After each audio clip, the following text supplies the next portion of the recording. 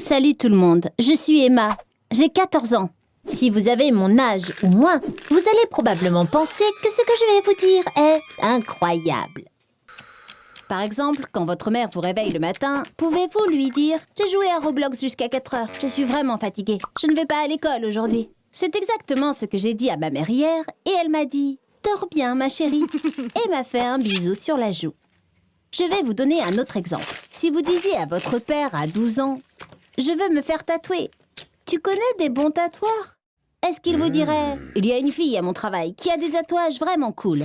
Je vais lui demander le numéro de son tatoueur. » C'est exactement ce que mon père m'a dit. La semaine suivante, quand je lui ai montré mon tatouage de dragon sur le bras, il m'a dit « Magnifique, tu devrais en faire un sur ton autre bras aussi. »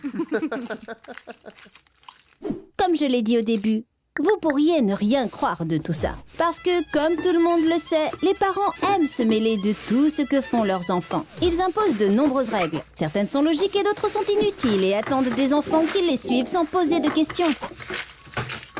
Les enfants, bien sûr, n'ont souvent pas d'autre choix que de les suivre, car sinon, ils sont punis. Ça peut vous sembler vraiment bizarre, mais mes parents ne m'ont jamais imposé de règles. Ils ne me disent jamais ce que je peux faire ou pas. Ils ne remettent pas non plus en question les choses que je fais. Ça a toujours été comme ça chez nous. Quand j'étais enfant, je n'avais pas réalisé que ce n'était pas normal. Je pensais que c'était comme ça pour tout le monde. Mais finalement, après avoir vu comment les autres enfants et leurs parents se comportent entre eux, j'ai réalisé que cette vie libre sans règles était quelque chose d'unique. Ma mère et mon père m'ont toujours traitée comme si j'étais une adulte. Par exemple, quand il a été temps pour moi de commencer l'école, ils m'ont fait asseoir et m'ont dit « Emma, tu veux aller à l'école ? Tu peux faire l'école à la maison avec des profs particuliers si tu veux. C'est à toi de décider ce que tu veux faire. » J'étais très jeune à l'époque et je ne savais pas vraiment ce qu'était l'école. Je savais juste que presque tous les autres enfants allaient à l'école. Et j'ai pensé que ce serait amusant de jouer avec eux. J'ai dit « Je veux aller à l'école », juste parce que je voulais jouer. Après ça, mon père m'a dit « D'accord, mais si tu changes d'avis à un moment donné, tu peux arrêter d'y aller. Tu n'as même pas besoin de nous dire que tu ne veux plus y aller.